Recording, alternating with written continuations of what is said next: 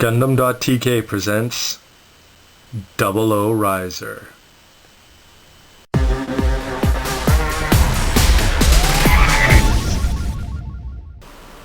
Hey, what's up everybody? It's Robert184 and I'm back with a further look at the perfect grade Double O Riser.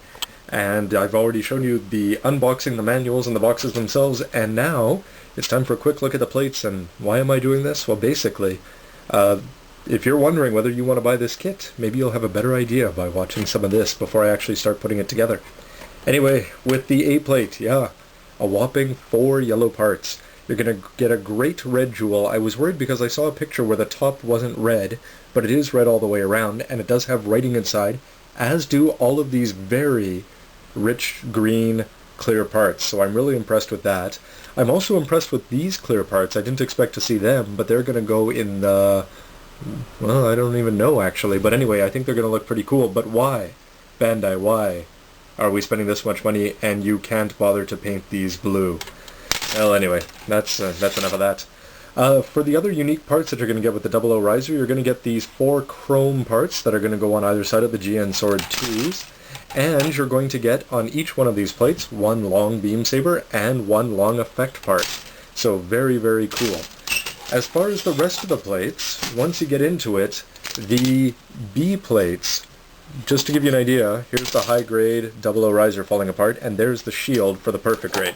Yeah, it's a beast. You're going to get some shoulder parts for putting the drives together. The C part is all backpack, it looks like, and then the D parts are going to get into the feet, and actually not a lot of lining in some of these places. I was expecting a little bit more would be required. Once you start getting into the white parts, you're going to have a very, well, fairly large size. It's about 1 inch sets and a half, say, standing up and sitting down. And ZJG, those people that like Warhammer and painting, I think you'd have a good time with those. And also the helmet looks really good, but it is going to take some lining again. Looking through the rest, you're going to have F plates, nothing exciting. And then once you get through that, you're going to get a whole big chunk of inner frame parts. And I think the things that are worth pointing out here is not too much other than the engine parts look really interesting, and besides that you do have some fairly large pieces, but what I found really cool was actually all of the parts that are clearly going to be put into the head, the backpack, and of course the engines themselves. So the GN drives, these parts just sort of scream, I don't know, but they've got a lot of detail in them, so this is something that you're not used to with master grades and 1/100th non-grades in general. Finally, the final third of the plates from this, the other thing besides the GN drives for the internal frame that really caught my eye are all the parts that are going to go into the legs, and especially here when you've got the condensers and you're going to be able to lock these into place. I'm really curious what's going to go in here and how you build that up. So that's got me looking forward to it. And finally, the last plates, these are You're going to get 2 white plates, and these are the blades for the shields and the GN swords too. Throw in a couple plates of polycaps, and yeah, that's a lot inner frame there, and those are a lot of colored parts. So especially between the A plate and the silver chrome and the pink effect parts, I think I'm pretty impressed with the plates so far.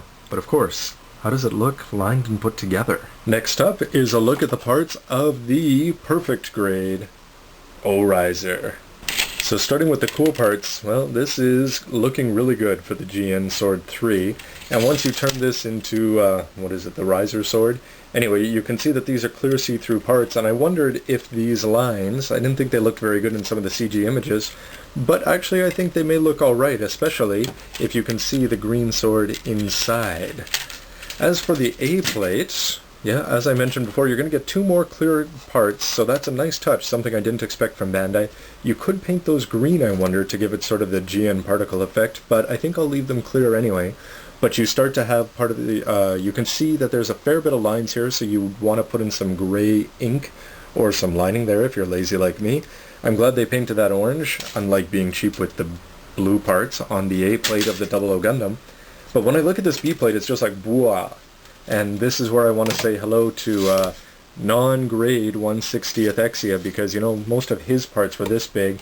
I didn't expect a perfect grade to have pieces like this, but then again, they do have a fair bit of detail in them, so hopefully that makes up for it. 2 C plates, again, a lot of lining you can do there.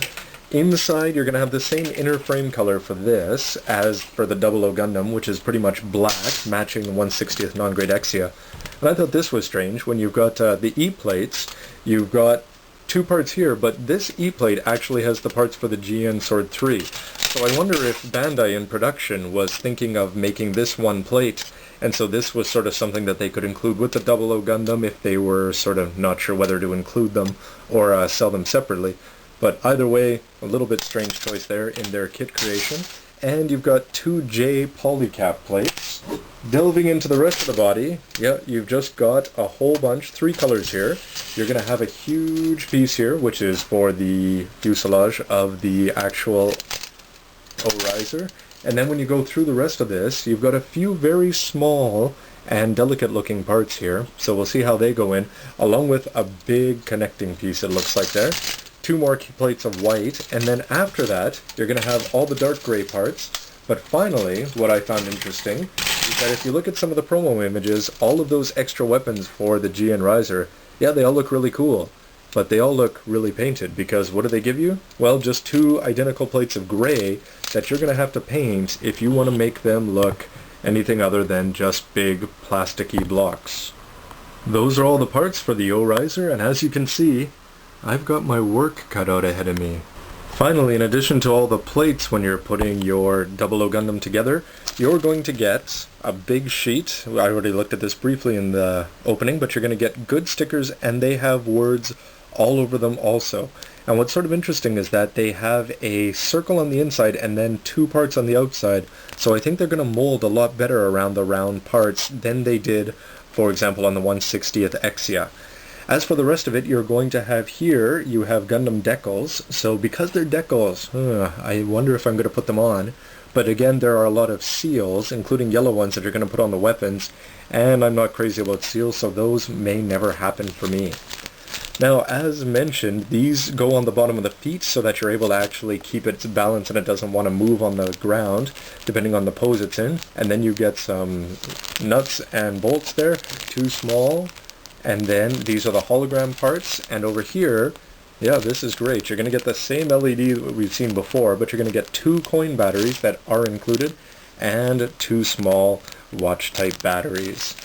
And finally, over here, we're going to get 2 large springs, and it says where to put them here, and also on the back, more hologram parts. But I think what I'm going to do is I'm going to keep everything in these bags until I need them, because otherwise I don't want to lose anything and have to wait for a week for it to come in the mail.